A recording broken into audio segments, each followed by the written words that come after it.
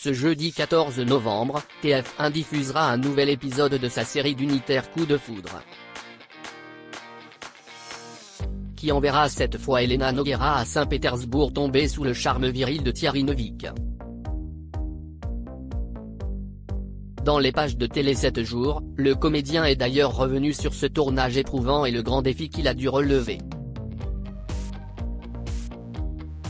Le comédien Thierry Neuvik, 49 ans, s'est imposé au fil du temps comme une valeur sûre du paysage artistique français, aussi bien sur grand écran, Code inconnu, comme Thiebel, Ne le dit à personne, que sur Petit, Mafiosa, Illégitime, ou encore Coup de foudre à Saint-Pétersbourg. Ce dernier téléfilm, 5e épisode de la fameuse série Coup de foudre, qui se déroule dans différentes villes du monde, sera d'ailleurs diffusé ce jeudi 14 novembre à 21 h sur TF1. L'histoire ?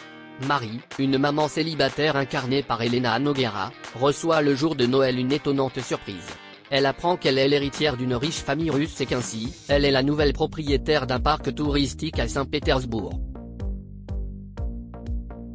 Toutefois celui-ci est dans une situation difficile et le directeur du parc, Vania, campé par Thierry Neuvik, voit d'un mauvais œil l'arrivée de cette étrangère qui risque de semer encore plus le trouble. Ils finiront par unir leurs efforts et se rapprocheront bien plus que ce que leurs deux cœurs meurtris ne pouvaient espérer. Maîtriser cette langue en si peu de temps a été un vrai challenge.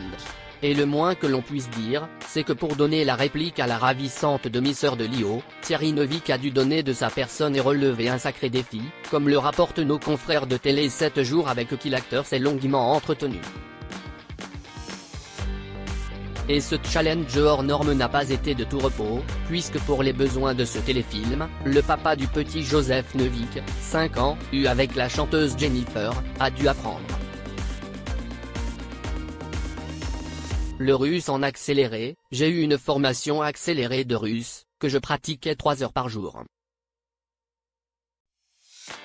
Le scénario initial comportait beaucoup d'échanges en russe entre les personnages. Après réflexion, la production du film a coupé et réécrit certains passages pour une meilleure compréhension. Le russe fait partie de ces langues pour lesquelles il faut apprendre des sons qui ne sont pas naturels pour nous. Cela a été ardu, mais j'adore travailler les dialectes et les accents. Maîtriser cette langue en si peu de temps a été un petit challenge pour moi, mais j'aime relever ce genre de défi.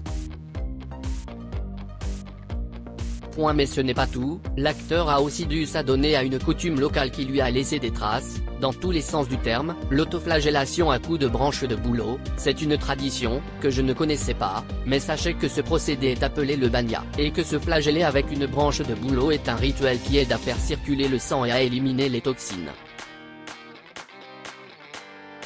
C'est vivifiant. On a beaucoup ri lorsque l'on a tourné cette séquence. Après notamment Coup de foudre à Jaipur avec Ryan Bensetti et Lucy Lucas, Coup de foudre à Bora Bora avec Laetitia Milo et Philippe Bas, et Coup de foudre sur un air de Noël avec Lannick Gautry et Barbara Cabrita, ce nouveau Coup de foudre vient donc enrichir cette belle collection avec un voyage au pays des Tsars, pour une comédie romantique visible dès ce soir sur TF1.